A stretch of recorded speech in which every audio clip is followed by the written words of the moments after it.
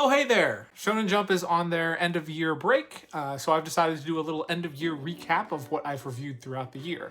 I started this series from the November 16th edition of the magazine, so it won't be a comprehensive look at the whole year of Shonen Jump. I've really enjoyed doing these reviews, so I wanted to take a look at each of the series that I've read, review how they've done, and then show some of the highlights of my reviews since I started. I've included timestamps in the description below and in the pinned comments, so you can jump to whatever series that you're interested in, or you can skip the series that you don't want to have spoiled. And I also plan to release videos for each of these series as standalone videos, so you can see them there as well. There will be a level of spoilers from this point on, so spoiler warning for all Shonen Jump series.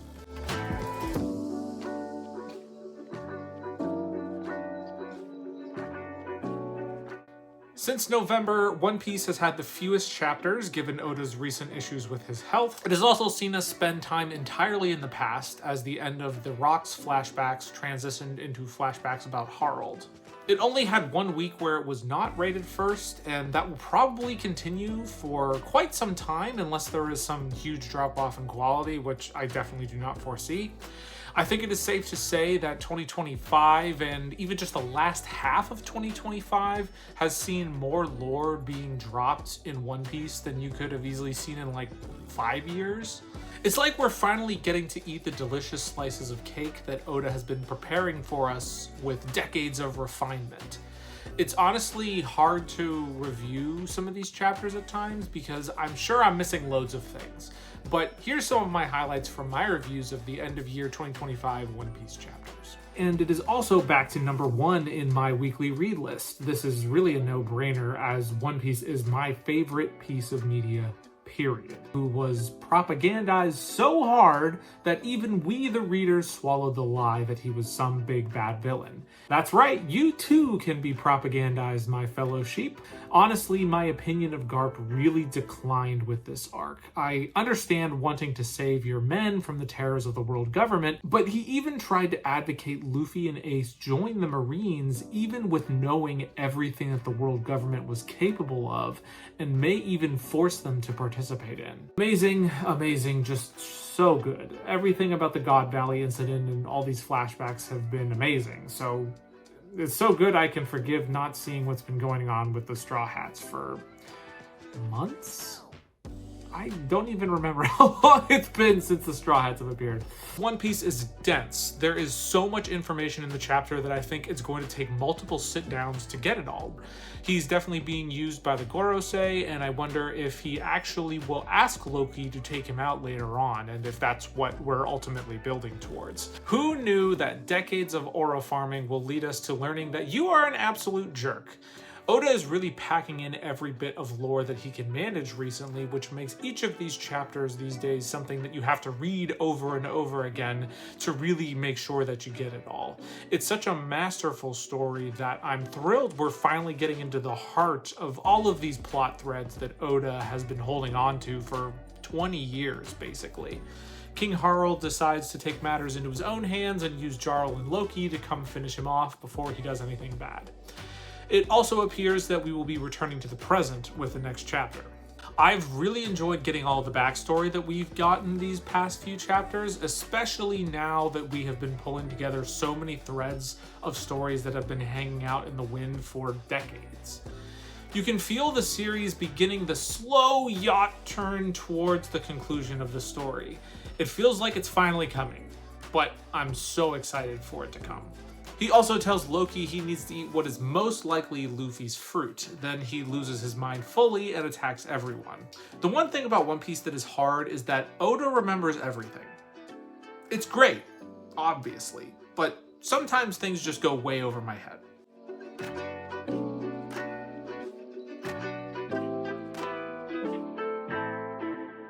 Akane-Banashi holds a special place in my heart. It may not be near the most popular of mangas in the magazine, for understandable reasons, but it is genuinely one of my favorite to read that consistently churns out incredible chapters.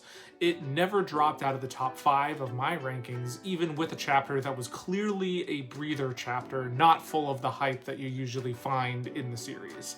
The end of 2025 saw Akane butting heads much more directly with Isho, the series antagonist, who is really an untraditional villain.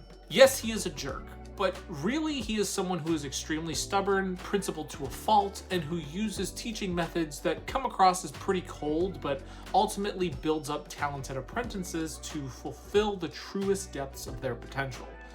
It was his draconian restrictions on Akane's performances which drew out an even higher level that she was not able to achieve before with her latent talent. The guy just wants Rakugo to be amazing.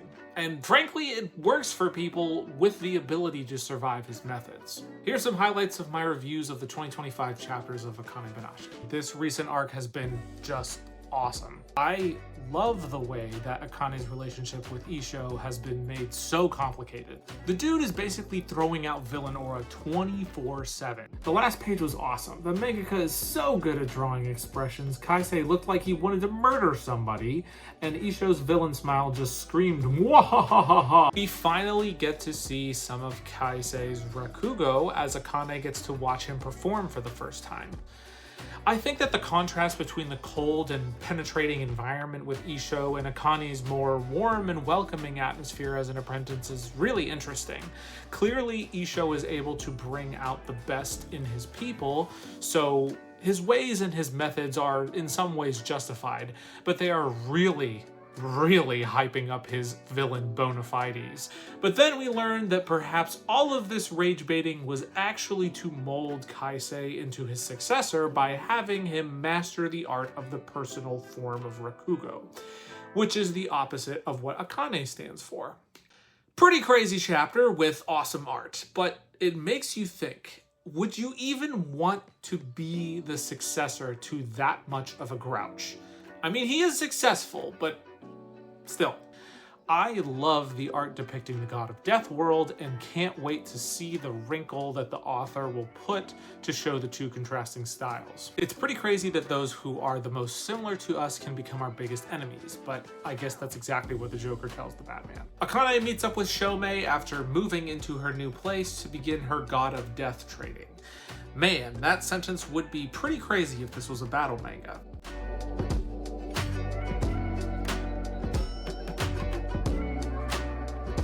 Ichi the Witch had a pretty wide spread at the end of this year, with quite a few chapters getting into the top 3, but also with 2 chapters that fell out of the top 5. I think that the current arc that we've been on since the end of November has had some really good moments, and I think that the last chapter that went into Descartes' backstory was definitely one of, if not my very favorite chapters of the entire series. That said, I think that this series mainly suffered from other series around it elevating their game to jump them in the rankings. I have full faith in this series continuing to be some of the best that Shonen Jump has to offer in 2026. Let's take a look at the highlights of my reviews of Ichi the Witch at the end of 2025. Featured a really cool 2 spread of everyone fighting. I'm genuinely curious to see how the author is going to get his characters out of this situation. I think he's kind of built up a kind of overpowered and unbeatable character as it's been shown. Where do I even begin? Oh, wow. Okay, so the waiter gives Chrono the choice of joining them on their quest to fulfill the World Hater Magic's goal, but like a goat, Chrono rejects the plan right away. He then captures the waiter in his time bubble and disintegrates him by speeding up his time. I literally said, wow, when I finished this chapter. Waiter Magic comes back from being turned to dust, as could be expected, and reveals that their trial is to present them with 10,000 lives. Basically, he's Davy Jones. Every time I see Descartes, I just love her more and more. I mean, a mention of brain rot and the waiter being a lonely virgin. How could you beat that? We learn that Kizashi actually has a limited number of lives, which is obviously how the author planned to get him out of the problem he let himself into by introducing this character. I like how this chapter started to linger on the idea that these magics are so long-lived, and they're just odd beings that have popped up into existence out of nowhere. Kokuraku Ora-Ora's the magic until all of his 10 lives are spent. Then he straight up eats him. What a crazy dude, and yet I love this psycho.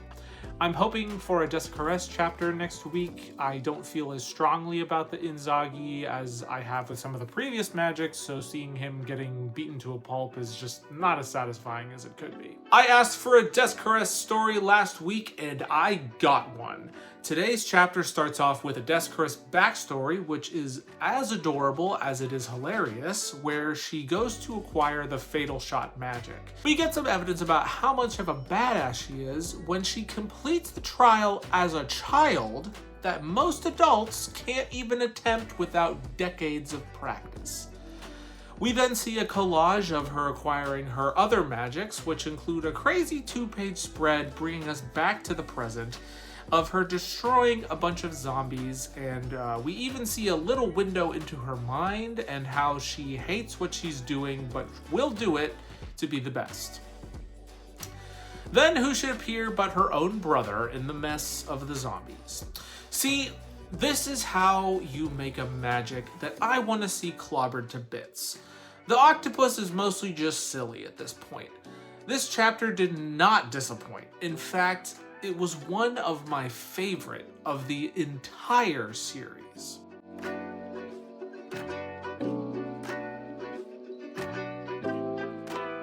I've been really enjoying this most recent arc that we've been on for Sakamoto Days from November on. It really gives me the feeling like we're taking out all of our action figures and smashing them into each other, which is really fun to read. Though it does also make me wonder whether we're actually approaching the end of the story in a very slow and methodical way, of course. The action is still really fun, and I do love all the mashups that we've been seeing. The chapters' quality have been fairly consistent, maybe not reaching the heights of some of the other series, which leads it to have a higher average ranking than some of the other top-tier series in the magazine.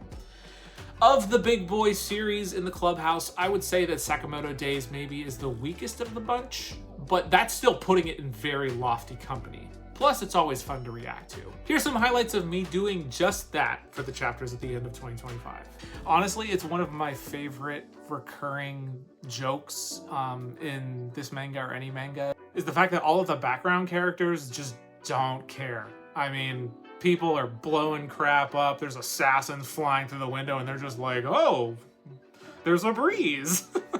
And who should appear but Shishiba and Osaragi? Yes! The goats are back. This chapter is like the highway scene in The Matrix, except it's way cooler because no one actually stays in their cars and people use chainsaws and hammers instead of guns. It's amazing how a still image can have such movement and life. Let me just try to cover all of the fights that are being set up in this chapter. Shishiba is fighting Electricity Guy. Osaragi is fighting Torres. Hardboiled and Wu-Tang are working together against Assassin Mooks. Sheen is up against the Music Man.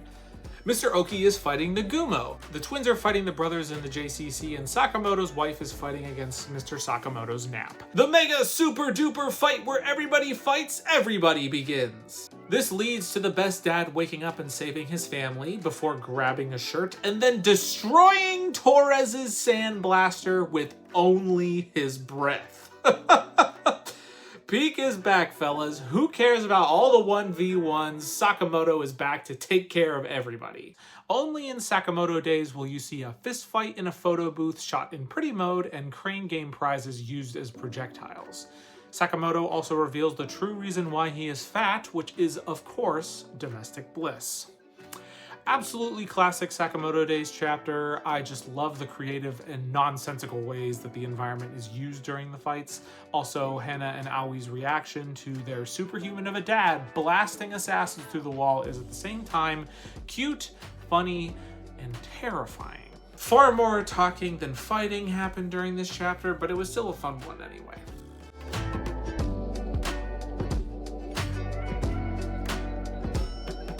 Wow, what a roller coaster ride of a year Kagurabachi had in 2025. If I started this review series even a month or two earlier, I think some of the ratings that you see here would be very, very different.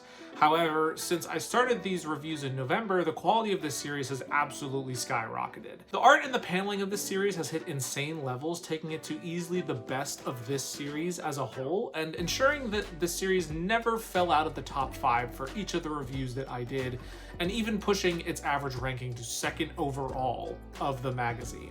That being said, I remember long enough to when the mangaka was struggling to produce completed chapters, even delivering a chapter which had nearly half of the pages containing sketches which were clearly rough drafts. There is a grudging admiration that you have to have for being able to deliver your chapter each week, to know that you can always expect to find a chapter for your favorite series when you pick up Shonen Jump each week, but it cannot come at the expense of your health and of the quality of the overall series. I personally would not mind waiting for better quality. However, from November on, this seems to not be a problem anymore. So let's hope this series keeps it up into the new year. In the meantime, here's a compilation of my 2025 reviews for Kagurabachi. I know that it's not unprecedented. In fact, JJK happened quite a few times, but he never took a break, and I find that to be a little weird, because I assume it was for health reasons that he wasn't able to produce, and even though the most recent chapters have been quite good, I still look at that a little bit askance. The overall direction of this chapter was great. It really pushed me from page to page, and the reveal at the end was just super cool. I love the matching panels of the pre and post teleportation. It was a really cool effect. The whole chapter's action takes place basically over the course of a few seconds, but it still was able to get the pulse racing. The level this series is getting to right now is very high, and I hope that it can continue to stay here, but only so long as he's not destroying himself to do it. And they are being blasted around the city like this is an episode of Dragon Ball Z. But honestly, I really dig it. The powers of each of the enchanted blades are being shown off to their full effect, and it goes to show why so many of the characters in this world are absolutely terrified of these weapons, because they are just so much more, seemingly, than anything else in this world in terms of a power scale. The art in this chapter is super chilling as literal buildings start disintegrating before our eyes. I really, really enjoy where this story is at. It's dropping some really interesting story building while at the same time hitting just some of the best action you will see around. He catches up on way more life story than can be handled in one conversation. So, like most conversations with your uncle at Christmas time. They swap their ninja ways and speed run to the realization that they can't agree with each other and need to take each other out. Samura also rejoins the fight, and the fight will continue. The tension that the author is able to build in this chapter is crazy, and I'm impressed with what they are able to do in terms of building tension with so little fighting.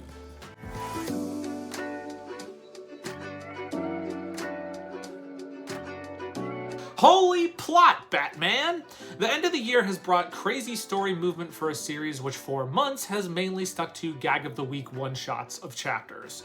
Which means that I have moved it way higher in both my read list and my general rankings that the series would have reached previously if I'd been doing these rankings for the whole year.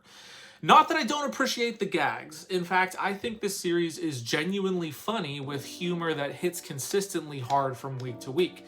But for me, and again, these are my rankings, it's hard to jump over some of the heavy hitters of the magazine with humor alone. However, add in some compelling plot, and now we're in business.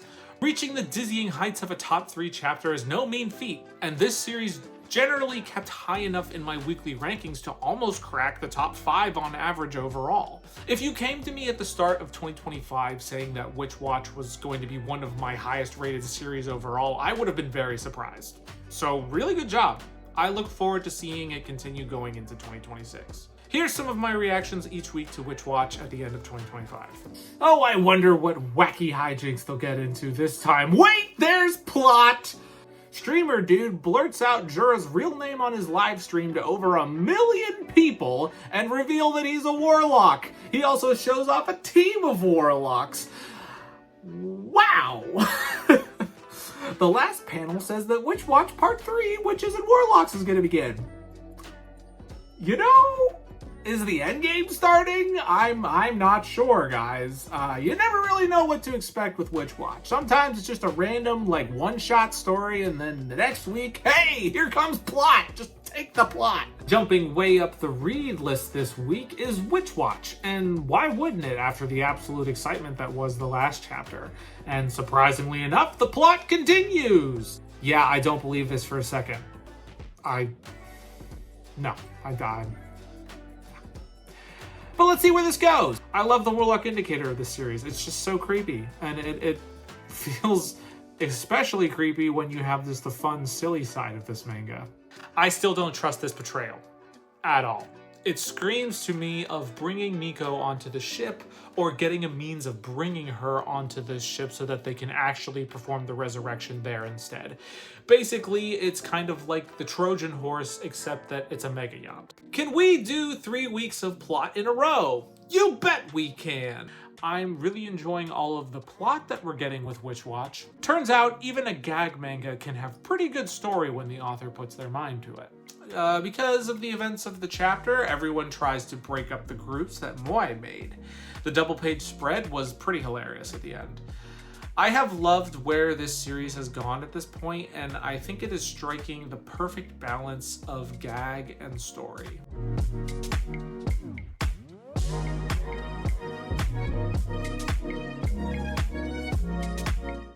Thank goodness, the end of 2025 brought an end to that horrible plot with Hina trying to win Taiki back from Chinatsu, which only dragged a character that I really liked through the mud for absolutely no reason whatsoever. This series is really lucky that I started my reviews on the November 16th issue of the magazine. Even 1 week earlier could have led this series to have an abysmal overall rating because I really did not like that storyline. That said, I think that the mangaka got the train back on the tracks and has brought the series back up into respectable territory with its rankings.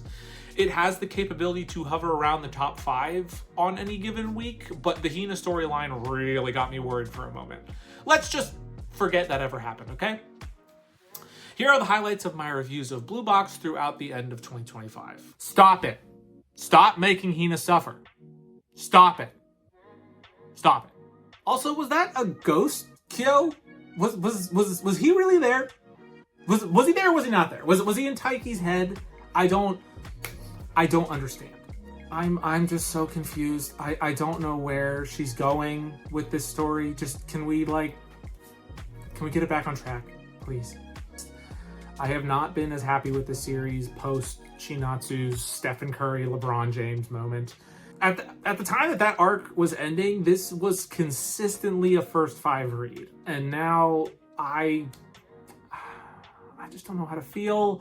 I know that we can get this back on track, guys. I know we can get there. Just stop it with the Hina stuff. Just please. Also, climbing back up the order, I'm watching you, Blue Box. You ended on a promising note last time, but it's thin ice. We're back, boys! Who would have thunk that it would require the love story of Taiki and Chinatsu to make the story good? It's almost like they're on the covers of most of the volumes. And he got a smooch! A smooch, I tell you. If it wasn't for the absolute mastery of some of these other chapters in this week's edition of Shonen Jump, it'd be going straight up to the tippy top. Right up to the top. That being said, this is a big win.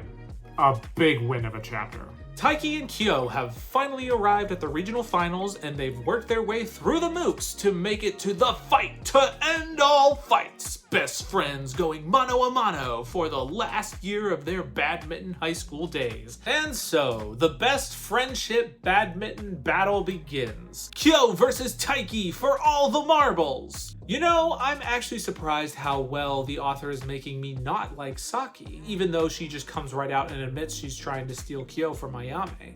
Shinatsu is literally the best and reminds her that home wrecking is a no-no and that what she's feeling is actually more like familial love and not romantic love. This is why we love Blue Box.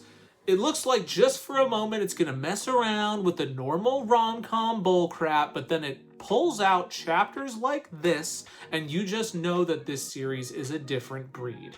I love this series so much for what it is capable of. I knew we wouldn't stay down in the dumps for long. Be careful what you're doing with Hina here, Sensei. I don't want to see any funny business with lingering feelings. Taiki is with Chinatsu now, and that's best. You know, it's really a shame that all of the recent nonsense with Hina happened, because I really do like her character. I like her, but it's hard for me to be even happy when I see her now because of all that has happened. We return to the Taiki Kyo match, and the boys are speaking with their hearts through badminton, as all true players would do. Taiki starts to build a lead, but Kyo is nowhere close to being done. I was really worried where we were going with all the flashbacks, but I am happy that it landed distinctly in the friend zone.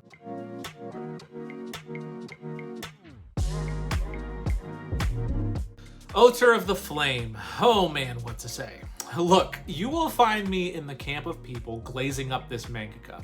I am solidly one of the people who believe that Red Hood was left to die by the side of the road way earlier than it should have been. I shelled out my own hard-earned money to buy those volumes, even though I knew it had a rushed ending. The same can be true of how I feel about this series. I like the setting, I like, mostly, the characters. I think there is a genuinely inspired art and, at times, action sequences. That being said, it feels kind of tiring to feel like I always have to go to bat for your series and defend my position on why this series should exist. Even when compared to its peers, and no, I'm not talking about the big boys, I mean series that it should be on the level with, like Shinobi Undercover, let's say. Yes, it has had more time to establish itself, but there is no doubt in my mind that Shinobi Undercover has a place in the magazine. It doesn't need me feeling like I have to defend it. It just is, and I know it's good. I guess what I'm trying to say is my hope for Oter of the Flame is that it stops needing me to search for reasons why it's good, and just be good. That would make it so that it consistently gets higher ratings from week to week, but it definitely does not deserve the axe, though I am a little worried. Here are my highlights of my reviews of Oter of the Flame through the end of 2025. Okay guys, send the positive vibes to Shueisha. Just send them. I really like this mangaka. I think this series has promise. Please do not let Axe-kun find this series. Please send your money, send your vibes. I don't care. Keep it going. I think that the art is really dynamic and there's some really cool paneling that goes on. I will say that it wouldn't hurt to have a little bit more context during the fighting sequences, just to keep the fight in your mind's eye. It's sometimes hard to follow where people are in relation to what. That being said, I've been really enjoying this current arc. He also Takno Jutsus his way through to Filga and getting the power-up he so desperately needed. I think that the power-up design is super cool, and I'm very happy to have Filga back in the fold. Time for the stand battles to commence. Also, it's okay to slow down a little. I hope it doesn't mean anything, right? I do really like this chapter, and as you guys have noticed, this series as a whole, but I'm gonna step back for just a second here to say just that this series is lacking a little bit of the tie to the overall meta-narrative of the story. I think that the rush to have the cool characters doing cool things is just taking away a bit from the story. I like this story, so I want to learn more about it. The Water Ice Demon tries to repeal Takno Jutsu, but Oter is determined to use Takno Jutsu to win this fight, even if it means smacking him with the big sword to do it. Some cool action shots, let's see where this goes. This week, Oter decides to have his shonen cake and eat it too, by both talking and fighting with his enemies to win. Then at the end, we get a cameo appearance by someone who looks like the biggest bad of the series. Oh no, did you guys hear that? It's the sound of the axe getting sharpened in the distance. I don't think that this series is trending in the right direction, unfortunately. I still remember what I said a few weeks ago, but it's not looking good, guys. Well. Maybe we don't have as much to worry about.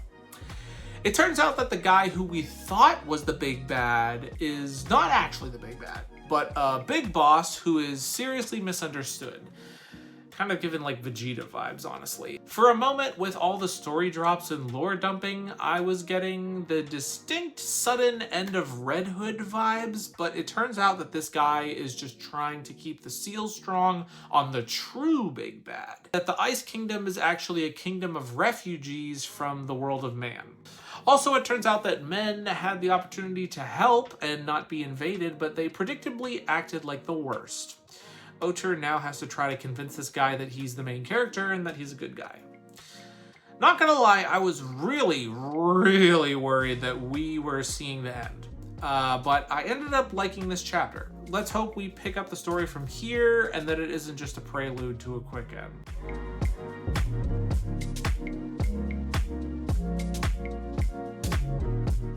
Man, Shinobi Undercover is a series which just feels like a friend you can always rely on to be there and to deliver consistent quality from week to week.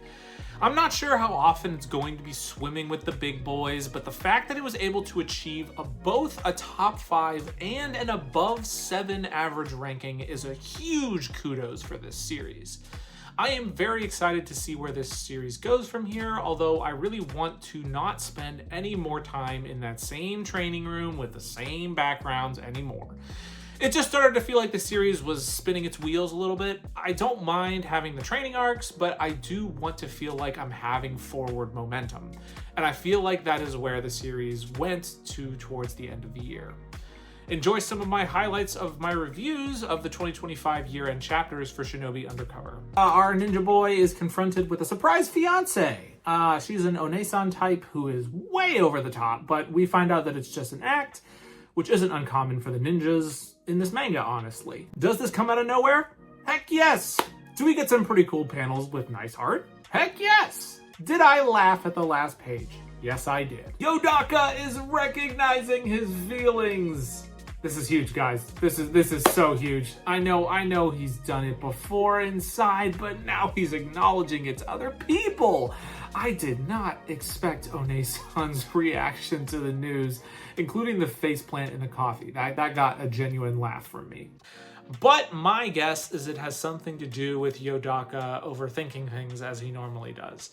Yodaka being one-on-one with a girl is always a recipe for trouble in a fight. Hilarity ensues as One-san slowly comes to realize just how much chemistry Aoi and Yodaka have, enough that it got me to fully laugh out loud. But wait, it turns out it was him being nervous the whole time. Man, I love this little quirky nervous boy. It just never gets old. Yodaka is way too strong for something like that to take him down. I'm sure he'll be fine by the next chapter. I'm very much happy that we are out of the training room and back outside again. So let's see where this goes. Man, they suck. You shouldn't have to serve them, girl. You need to do your own thing. Best man Umineko jumps in with the flower save. I love how it's used here as a counter to One-san's power. Who needs a Kekai to win? He lights himself on fire and the fight really is getting underway. Man, the mangaka is going so hard with some of the details on some of these panels. The art is really good.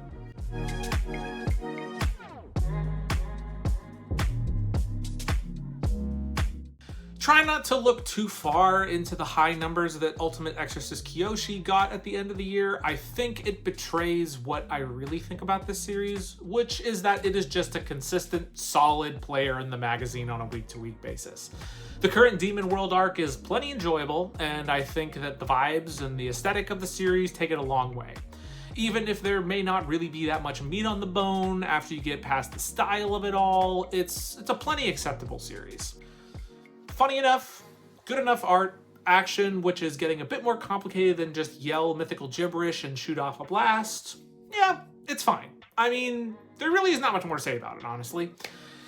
Here are the highlights of my 2025 reviews for Ultimate Exorcist Kiyoshi. It also introduces a sadist older sister type. Gotta say, this is not my favorite trope, but she's supposed to be a villain, so whatever. The gang have decided to go on a preemptive offensive against the siblings rather than let the fight go to them, so they crash into the eldest daughter's castle. This series is so silly, but in a good way.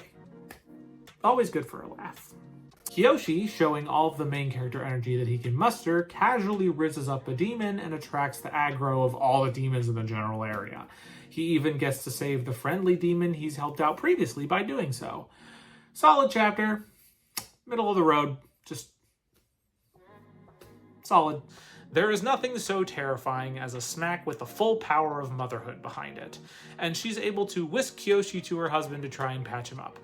Really good chapter. I like the paneling of the action in this one. I also feel like we're finally learning a bit more of the specifics about what each of his attacks do.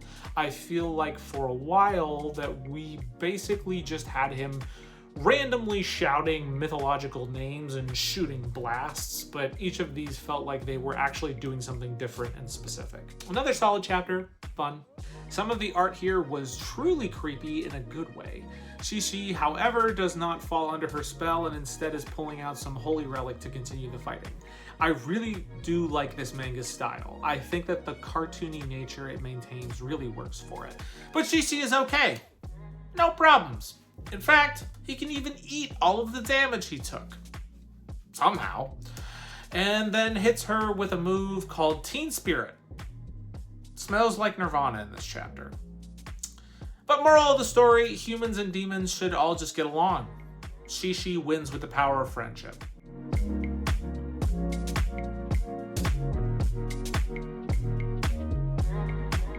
Someone Hertz is emerging as a fun and cute little story that I enjoy reading each week. There's no grand plot, no big villain to hunt down, really not much drama at all, but what it does have is characters who are fun to hang around with. That's honestly what this story is. It's a slice of life sort of story where you hang out with your friends and watch as they trade one-liners back and forth and share some doki doki moments with each other as they prepare to submit responses to their favorite radio show. You'll hear this in the highlights, but I genuinely enjoy how the comment section has adopted the behavior of also responding to the prompts of the radio show. It's just a fun community moment. Here are the highlights of my 2025 reviews of Someone Hertz. Honestly surprised, 1, that this is a serialized manga, and 2, that I find it as enjoyable as I do. It's a cute story, and I'll probably keep moving it up my read order at this rate. Also, the one-liner prompts in the comments is just fun. I've genuinely enjoyed how the community of people that are reading this manga are basically acting as the main characters are and responding in the comments. It really adds to the experience. Mame is going to help Mizuo with her studying because she is really bad at math, which honestly kind of makes sense because you can't one-liner your way through factorization. Way to leave until the last second, not like I ever did that myself. No sirree Bob. Love the 2-page spread in this chapter, super cute, just a cute chapter overall. Mizuo joins him and they have some cute doki doki moments, including a cute illustration of Mizuo laughing at Mame as he fell into the ditch. Once again, wish that the author gave us a prompt, but I like that we're seeing more and more of the radio show that they write into. She also asked Mame to take pictures of Mizuo, and finally he just tells her he's gonna do it rather than going through all the normal rom-com shenanigans. Next comes cute, fun, downtown time and one-liners galore, and Mame got one of his own answers read at the end. Really fun chapter and cute. I love that they avoided some of the normal rom-com nonsense that characters get into. And they had some cute moments of going to the shrine and praying for each other's victory. Also, the other listener girl shows up and asks for their contact information in the most awkward way possible. Another fun chapter this week. I'm curious as to what this competition will be like. Fun chapter, but I do wonder where this show can continue to go from here. I enjoy reading it for sure, but I'm curious where the next step for this story is. If it continues to be just like a general slice of life, I think that's fine, but I do think that will limit ultimately what it could be.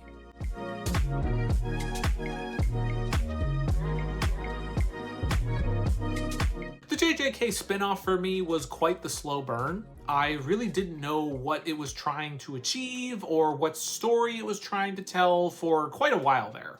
For the first, I'd say, dozen chapters, it kind of felt like Geje was just hammering on some of the more quirky, pedantic lore of his series, while dropping in some Easter egg references for diehard fans.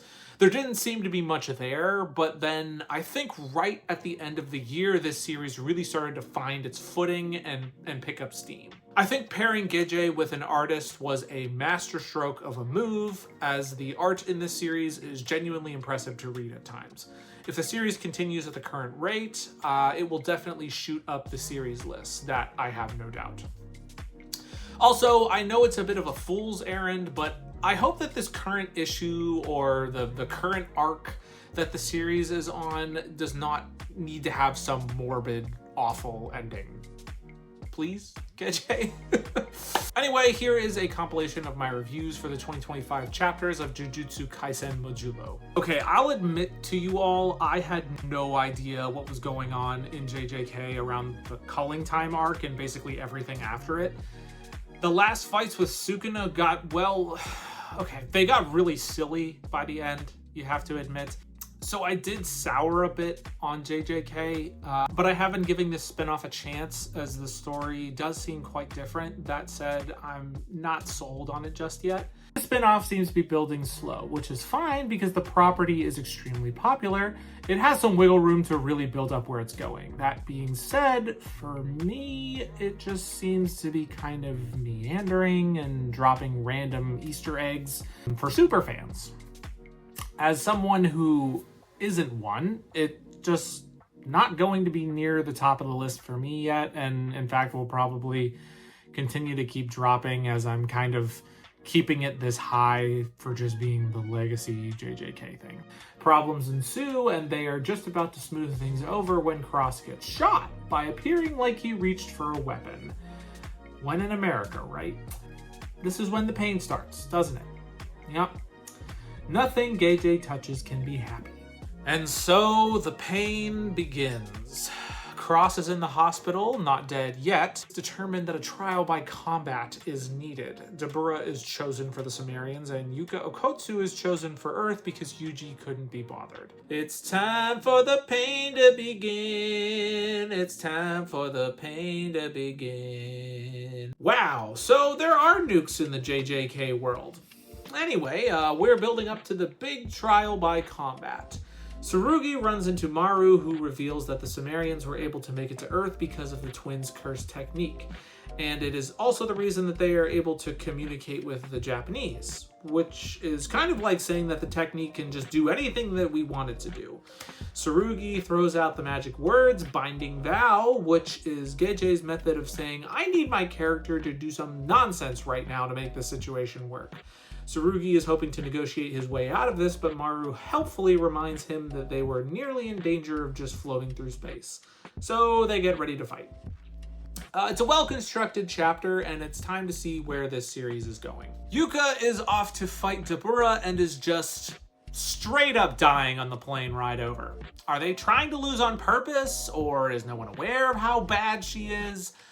Wee Wee is now a scary old man, and Yuka gets airdropped onto the scene, and oh, okay, all right, I understand now. She's doing the Mahoraga summoning as a suicide attack.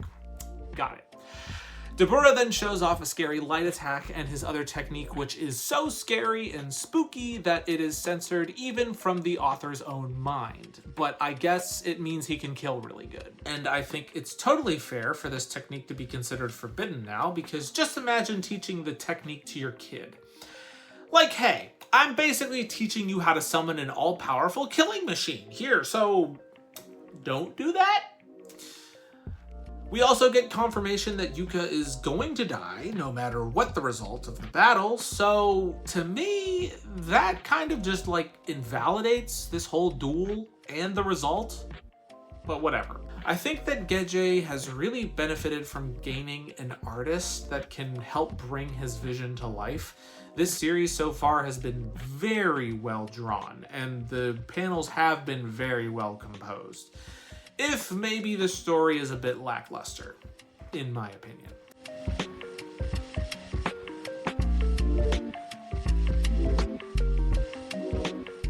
Ugh.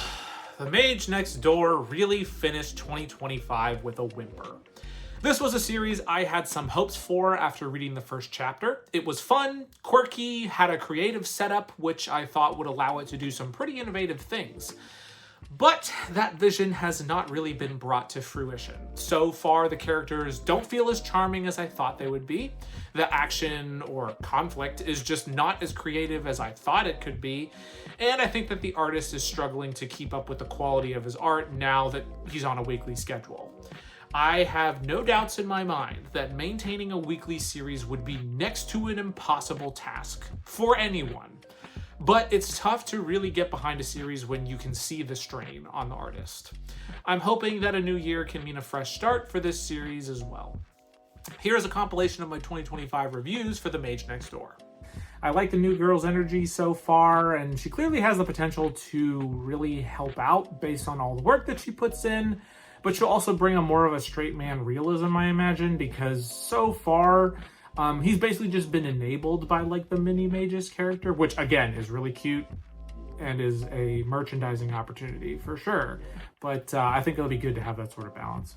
They catch him just before he can do an Avengers 2, and it looks like the pair will be showing up more often going forward.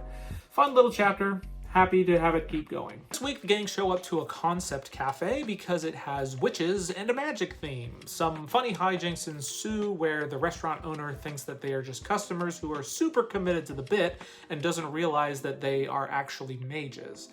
Once they sort it out, they help her out using magic in a helpful way. It's a cute little chapter that was definitely funny.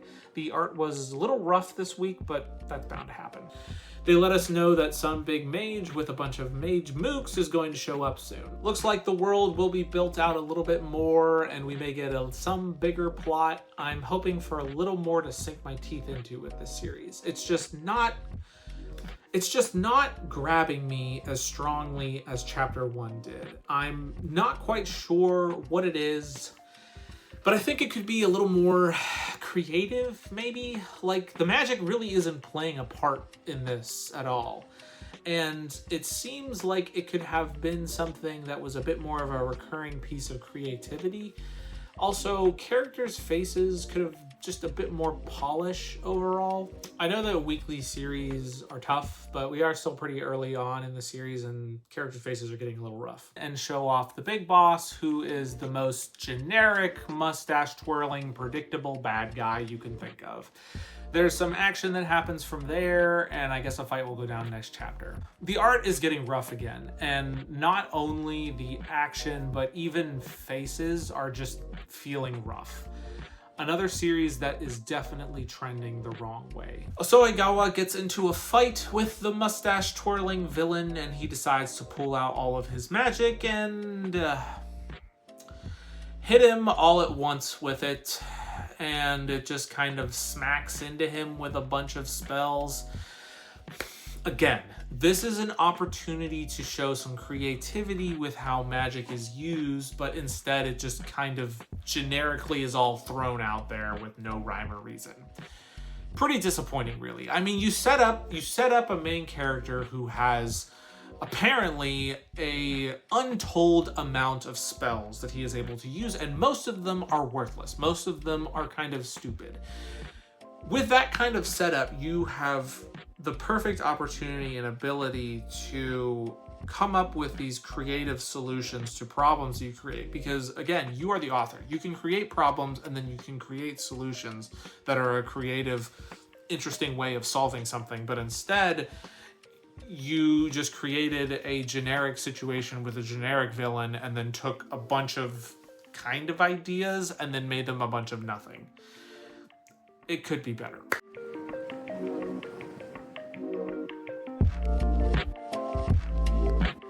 Hima-Ten is another series whose rankings suffer from the fact that I started my reviews in the middle of November. I do enjoy the series. I think that the art is good, the girls are fun, not just one note, and I enjoy the running gag of combining the girls' names on the sound effect noises. It's got enough going for it that I wanted to stick around. I think at the end of the year, it just suffered from a few problems. One being that the main character was just being annoying, Kana was kept being over-sexualized, and it was just a bit of an odd plot meander. Also, there's just the realistic reality that sometimes a chapter has to be in a lower position because the chapters ahead of it are just better, but that doesn't necessarily mean that the chapter's bad. And that being said, any series that can pull a top 10 chapter deserves to be kept around in my book. Here is a compilation of my Hima-Ten reviews for 2025. Okay, I love a good rom-com. Don't get me wrong. But something about this series has just started feeling blah. It's not because it's a harem though. Maybe it's just because the main character is just being so, not bad exactly, indecisive, dense, annoying. I'm just describing harem protagonists, aren't I? Anyway, it's Kana's turn this week and she gets to study in front of him and use the gift that he got her to ask him out on a movie date. Also, she flashes her swimsuit magazine in front of him. Look, I know there's different cultures and all that, but it does feel really weird to be sexualizing high schoolers this explicitly. Just putting that out there. Okay, we're having fan service right off the bat, are we? This magazine is meant to be read by kids, right? I mean, I know they've been pushing the line for this. They've been stretching the borders for ages, but like, wow, guys. A shower. Anyway, Kana is still up to bat this week and she goes on her movie date with Iomori. This all goes well and then Kana asks him to come over to cook for her. So provocative. Let me give you an impression of Iomori this chapter. It's whatever you want. Don't ask me what to do, let's do what you want to do. I don't have a movie I want to see, let's see what you want to see. I don't have any opinions or thoughts, it's what you want to do. Look, I get being sensitive and nice to your girl. That's one thing. But it's another to just be a wall of nothingness. Iomori, you're being a wall of nothingness. Iomori whips out some hot pot and Kana shows off her centerfold magazine while staring at him reading it. I feel like that would be just a little bit awkward. But anyway, Iomori breaks through his unbelievable density to ask Kana why she's doing all of these things for him, only for Kana to drop a confession and a cheek smooch. Kana is charging hard at Iomori here, and we need to see where this goes, but honestly, this does feel like loser heroine activities right now. Iomori is thinking about Kana and her centerfold magazine and dreams about her. No, it's not like that. Get your head out of the gutter. Also, why do I feel like we didn't do all of those planned dates that we set up before? Maybe I've just forgotten. Anyway, Iomori goes to Himenono, who basically isn't working as a teacher, she's working as a romance coach. Like, that's her full-time job, and she's putting in overtime. Also, she's bringing Iomori into her house, even though she's plastered and she's barely wearing any clothes. What are you trying to do, girl? The sister learns what Kana did in the previous chapters from Kana and tries to get her to abort, but Kana wants to respect Iomori's feelings. And then they actually talk about everything and are honest and don't hide anything? Hold the phone. Wait a minute. Where's all the normal rom-com bullcrap? This is actually good? Kana has kind of lost, but not really. She decides being in the competition is more important than winning at this point. You know, I actually kind of liked Kana more after this. Good job, sensei. And for this chapter, we get some flashbacks to when Iomori's dad left him. Iomori's siblings get so upset over the dad going out to get the milk that they both get 104 fevers at the same time. Which to me feels like they should have been taken to the hospital. But no, it's porridge in bed. rice gruel in bed instead. Iamori's too busy stepping up to go on to the class ski trip, but Kanai comes in with the souvenirs, and it turns out that it's going to be the same place that they're going to now. Honestly, this kind of felt like an unnecessary chapter, but no worries, fun ski times await.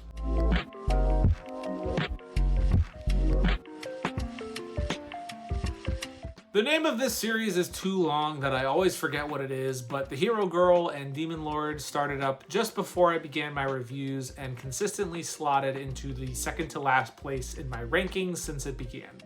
I think I'm going to hold a lot of my feelings for when I make my drop video, which, yes, spoilers, will likely be happening within the next couple of weeks.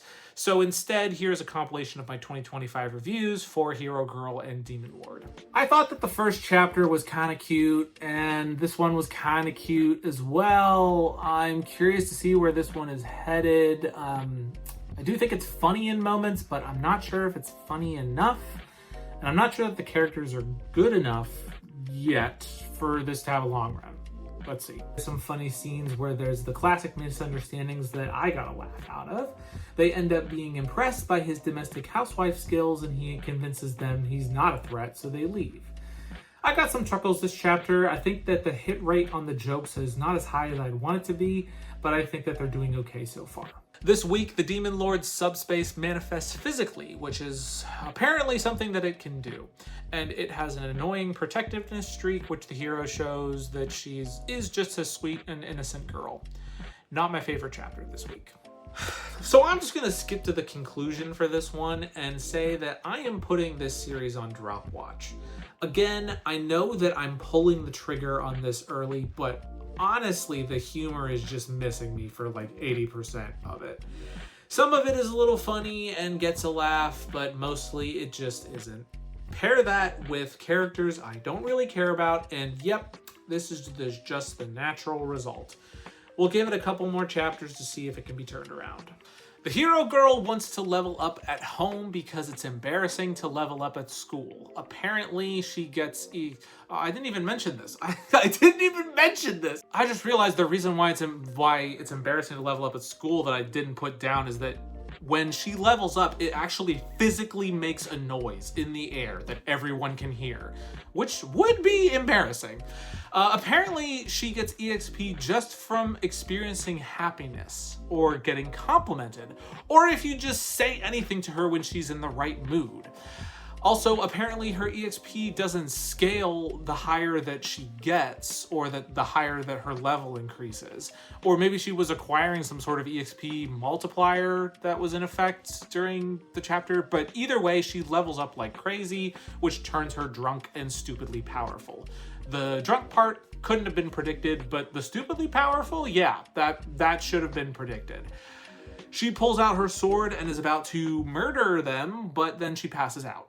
Again, the hit rate for the jokes is just not high enough.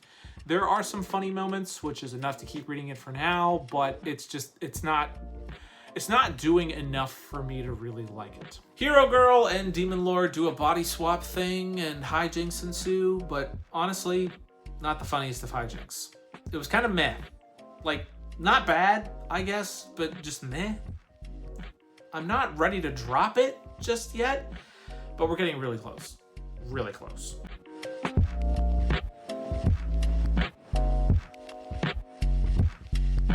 Oh, Gonron Egg, the first series that I officially dropped since I started the weekly Shonen Jump review.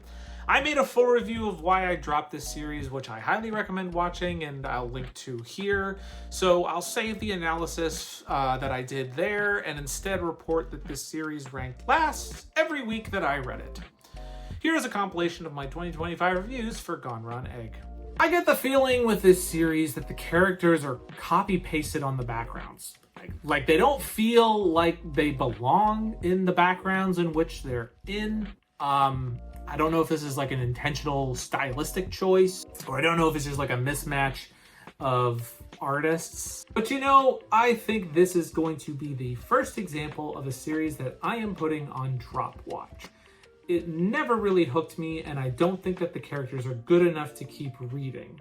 The premise is okay, but it's also not really enticing. Another week, another crop of humans in a terrible position that Gonron attempts to save. I think that the art is a little bit more cohesive this time, but I just don't like the story. There really aren't any compelling characters to speak of. The chapters are mainly, look how evil the aliens are, and look how easily our good boy is able to just kill them all. Yeah, not for me. All right, this week earned this series another chapter. The art was actually pretty good, and they actually had the protagonist not succeed right away. That being said, it's not like I particularly like it yet. Just one more week. Ladies and gentlemen, here we have the first official drop of my time doing the weekly Shonen Jump review. I decided last week to give this series one more week. I gave it that, and in my opinion, it was not enough for me to not drop the series.